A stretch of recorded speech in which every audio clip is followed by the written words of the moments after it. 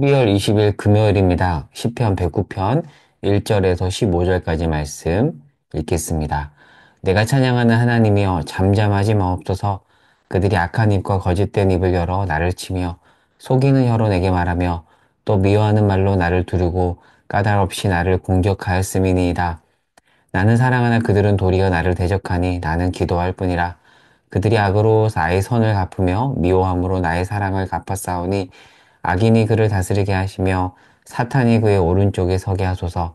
그가 심판을 받을 때 죄인이 되어 나오게 하시며 그의 기도가 죄로 변하게 하시며 그의 연수를 짧게 하시며 그의 직분을 타인이 빼앗게 하시며 그의 자녀는 고아가 되고 그의 아내는 과부가 되며 그의 자녀들은 유리하며 구걸하고 그들의 황폐한 집을 떠나 빌어먹게 하소서.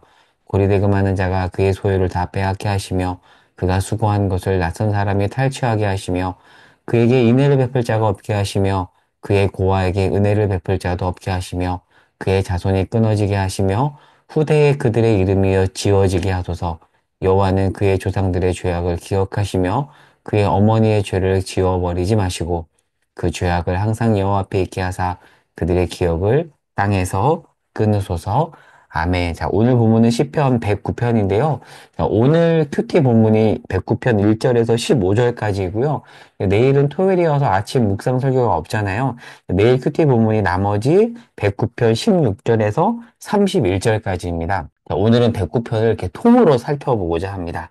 자, 표제는 뭐라고 되어 있냐면 다윗의 시라고 되어 있고요. 109편의 장르는 탄식시입니다. 시편에는 다양한 장르가 있어요. 장르를 구분하면 찬양시, 탄식시, 감사시, 회상시, 지혜시, 메시아적 제왕시 이렇게 나뉘는데요. 109편은 어디에 해당이 되냐면 탄식시에 해당이 됩니다. 자, 그런데 탄식시 중에서도 개인 탄식시가 있고 공동체 탄식시가 있는데 109편은 개인 탄식시입니다. 근데 여러분 이 시편을 퍼센테이지로 어떤 장르가 몇 퍼센트가 있는지 이렇게 구분을 해보면 탄식시가 무려 41%나 됩니다. 찬양과 감사시가 많을 것 같지만 제일 많은 게 탄식시입니다. 탄식시의 주된 내용은 슬픔, 억울함, 원수에 대한 호소가 주를 이루는데요. 자, 오늘 본문에 보시면 살짝 놀랄 만한 내용들이 참 많이 있습니다. 악인들에 대해서 8절에 보면 그의 연수를 짧게 하시고 굉장히 완곡하게 표현했지만 하나님 그 사람 빨리 데려가 주세요라고 기도하고요. 9절에서는 심지어는 그의 자녀가 고아가 되고 그의 아내는 과부가 되며 10절에 자녀들은 유리하며 구걸하게 하소서. 어떻게 다윗이 저런 말을 할 수 있을지 싶은 그런 내용들이 굉장히 많이 다루고 있습니다. 이런 시를 우리가 예배 때 읊을 수 있을까요? 여러분 어떻게 생각하시나요? 제가 추수감사 예배 때 이 부분을 가지고 자세히 나눴었는데요. 시편에는 감사시보다 탄식시가 많잖아요. 저는 이게 위로가 됩니다. 왜냐하면 사실 우리네 인생은 감사할 것보다 탄식할 게 많은 게 사실이잖아요. 여러분은 그렇지 않나요?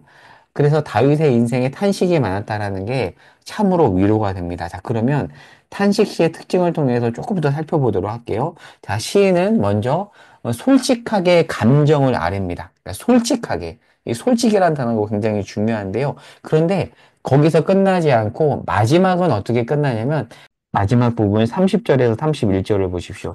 29절까지 탄식을 하다가 30절 내가 입으로 여호와께 크게 감사하며 많은 사람 중에서 찬송하리니 그가 궁핍한 자의 오른쪽에 서사 그의 영혼을 심판을 하는 자들에게서 구원하실 것이미로다. 하나님을 향한 찬양으로 맺습니다. 그러니까 중요한 건 뭐냐면 처음부터 감사와 찬양을 드리지 않았다라는 거예요. 솔직하게 감정을 아뢰고 난 이후에 나타나는 게 감사와 찬양입니다. 여러분 거꾸로 상처받은 감정을 묵혀두고 다윗처럼 표출하지 않고 감사와 찬양만 드리면 어떻게 될까요? 네. 마음에 병이 생깁니다. 여러분, 감사와 찬양을 하지 말라는 게 아닙니다. 감사와 찬양 전에 하나님은 우리가 드리는 매우 솔직한 탄식을 들으신다라는 거예요. 그런데 사실 우리네 신앙생활에서 솔직한 탄식은 매우 어색합니다. 오늘 보면 아까 읽었던 것처럼 원수를 향해서 원수의 아내와 자녀를 향해서 매우 적나라하게 이야기하는 이 탄식이 사실은 어색하죠. 어떻게 신앙인이 저럴 수 있지라는 생각이 들잖아요. 제가 10월 27일 추수감사 예배 때 나눴던 내용을 한 번 더 정리해 볼게요. 그때 제가 화병이라는 단어를 소개했는데 이 화병이라는 단어가 영어 사전에서도 한글말 그대로 기재가 되어 있거든요. 그러니까 한국 특유의 질병이라는 건데요. 화병을 이렇게 정의합니다. 억울한 마음을 사귀지 못해 통증, 답답함, 불면증 등의 신체적 문제로 나타나는 증세를 통틀어 이르는 말로 한국 고유의 질환이다. 그러니까 한국 사람들이 특별히 화병에 약하다고 합니다. 자, 왜 그럴까요? 자, 그때 설교 때 나누었는데 기억나시죠? 제가 초코파이 광고 이야기를 했습니다. 초코파이 CM송에 보면 이런 가사가 나오죠? 말하지 않아도 알아요. 여러분, 말하지 않으면 아시나요? 말하지 않으면 사실 모르는 경우가 많은데 한국은 눈치 문화다 보니까 말하지 않아도 눈치껏 알아야 되는 그런 문화가 있었습니다. 지금은 좀 덜하지만 예전엔 더했고요. 뭐 군대 시절을 제가 돌아봐도 완전 눈치 문화였거든요. 야, 눈치껏 해라. 눈치 좀 있어라. 사실 예전에 직장 문화도 그랬잖아요. 한국 사람들은 굉장히 눈치 있으라라는 말을 참 많이 하는데 눈치란 뭐냐면 말하지 않아도 상황으로 미루어 짐작하여 상대방을 헤아리는 마음입니다. 여러분은 눈치가 있으신가요? 어떠세요? 사실 예전에는 눈치 있으라는 말이 어느 정도 통했는데 요즘 세대는 잘 이게 통하지 않습니다. 제가 이모티콘을 보여드리면 한국 사람들이 주로 쓰는 웃음 이모티콘이 요거죠. 그리고 이건 울음 이모티콘이고요.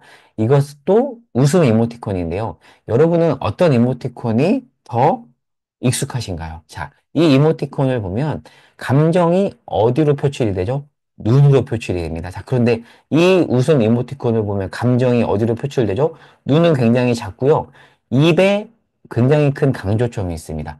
입으로 감정을 표출하는 서양 문화, 눈으로 감정을 표출하고 입은 꾹 닫혀 있는 한국 문화입니다. 요즘 젊은 세대들은 웃음 이모티콘을 이것으로 많이 써요. 그러니까 요즘 한국의 MZ 세대는 이 미디어와 글로벌화의 문화로 감정을 이렇게 입으로 표출하는 시대가 되다 보니까 예전 이제 어른들이 보면 너무 솔직하다라는 말을 많이 하죠. 그러니까 나쁘게 말하면 눈치가 없다라고 볼 수 있지만 좋게 말하면 솔직한 겁니다. 자, 그런데 성경의 문화는 한국 문화에 가까울까요? 이러한 서구 문화에 가까울까요? 네. 감정을 입으로 표출하는 서구 문화에 가깝습니다. 그래서 다윗은 시편에서 매우 적나라하게 감정을 토로합니다. 이렇게 본다면 한국의 신앙 문화가 이 시편의 세계관과 사실 다른 점이 참 많이 있는 것 같습니다. 여러분, 한국의 이 화병은 다윗처럼 감정을 솔직하게 토로하면 많이 줄어들지 않을까 싶어요. 이 사람이 마음속 응어리를 잘 풀지 않으면 결국 어떻게든 표출이 되거든요. 외향적인 사람은 나중에 이렇게 과격함으로 표출이 되고요. 이런 걸로 표출이 되는데 내향적인 사람들은 우울증이 생기게 되죠. 굉장히 깊이 우울해집니다. 어떻게든 표출이 됩니다. 그래서 상담가들은 반드시 응어리를 풀어야 된다고 합니다. 물론 그 풀 때 지혜롭게 풀어야 되죠. 아무렇게나 풀면 안 되고 지혜롭게 풀어야 됩니다. 저도 제 나름의 응어리를 푸는 시간들이 있거든요. 때로는 혼자 여러 사람 앞에서 이야기하지 않고 하나님 앞에서 정말 있는 그대로 기도한다든지 제가 개인적으로 많이 활용하는 것은 일기입니다. 일기. 일기를 씀으로써 어찌됐건 표현이 되잖아요. 그러면 응어리가 어느 정도 풀립니다. 그리고 정말 신뢰할 수 있는 소수의 사람에게 어느 정도 표출을 합니다. 아무에게나 하지 않아요. 아무에게나 했다가 이제 말이 돌 수 있으니까. 그렇게 사람은 어느 정도 솔직하게 감정을 토로해야 됩니다. 다윗은 지금 그렇게 감정을 토로했죠. 그런데 아까 봤듯이 마지막 109편 30절에서 31절에서 무엇으로 끝나죠? 109편이? 네. 찬송과 감사로 끝이 납니다. 그러니까 찬송과 감사로 시작해서 찬송과 감사로 끝나는 것이 아니라 기가 막힌 탄식으로 시작해서 결국에는 찬송과 감사로 끝난다는 겁니다. 오늘 설교 제목이 뭐죠?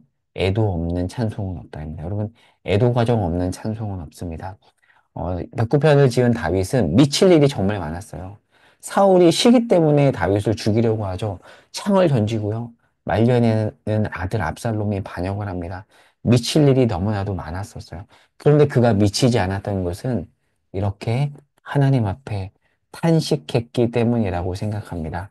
자, 오늘 말씀을 정리하고 적용해 볼게요. 기독교인들은 모든 일에 감사해야 되는 게 맞아요. 하지만 감사 이전에 솔직한 탄식이 우리에게 필요합니다. 여러분, 탄식 없는 탄식을 누르는 감사와 찬송의 강요는 오히려 신앙을 병들게 한다라고 생각합니다.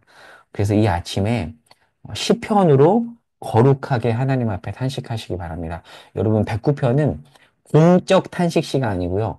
개인 탄식시예요. 그러니까 공예배 때 하기에는 애매합니다. 그러나 하나님과 일대일 관계, 특별히 새벽 기도 시간에 아침 묵상 설교 이후 기도 시간에 우리가 하나님과 일대일 시간을 갖잖아요. 그때는 어떤 탄식도 괜찮습니다. 내가 미운 대상을 향해서도 다윗이 지금 오늘 본문에서 얘기했잖아요. 기가 막힌 얘기를 하잖아요. 하나님 그의 연수를 짧게 하시고 직분을 빼앗게 하시고 그런 탄식 하나님 해도 된다라고 합니다. 받아주십니다. 그렇게 풀어놓은 이후에 하나님은 우리 마음을 만드시고 끝내는 우리의 감사와 찬송의 자리로 이끌어 가실 것입니다. 사랑하는 여러분, 오늘 아침에 이 시편을 다시 한번 읽어보시기 바랍니다. 그리고 이 시편을 가지고 주 앞에 기도하는 시간을 갖기를 권면합니다. 제가 추수감사 예배 마지막 때 읽어드린 글로 제가 오늘 아침 설교를 마치도록 하겠습니다. 제가 참 좋아하는 침신대 김기현 교수님, 김기현 목사님이기도 한데요. 목사님께서 쓰신 칼럼 시편으로 성질 부리기 그것을 읽고 마칠게요. 다윗이 미치지 않고 죽이지도 않고 스스로 죽지도 않은 비결은 그나마 거룩하게 지랄을 떨었기 때문이다. 목사님의 글이에요. 복수시편이 필요 없는 인생이 있다면 더없이 복되지만 하늘은 그런 길을 허용하지 않았다. 어차피 인생에는 원수가 있기 마련이고 그 때문에 고통당하는 것이 필연이고 그것을 해소하지 않는다면 미칠 텐데 어떤가? 시편으로 성질 부리기를 해보는 것은 이 아침에 시편으로 성질을 부리면서 하나님 앞에 탄식하며 감사와 찬송으로 끝끝내 나아가는 저와 여러분 되기를 바라며 기도하겠습니다. 하나님, 다윗의 솔직한 탄식시가 위로가 됩니다. 이 아침에 주 앞에 우리의 모든 마음을 토로하며 탄식합니다. 우리의 기도를 들어주시고, 하나님, 우리의 마음을 풀어주시고, 끝끝내 우리를 감사와 찬송의 자리로 인도하여 주시기를 간구합니다. 은혜 내려주시옵소서 예수님의 이름으로 기도합니다. 아멘.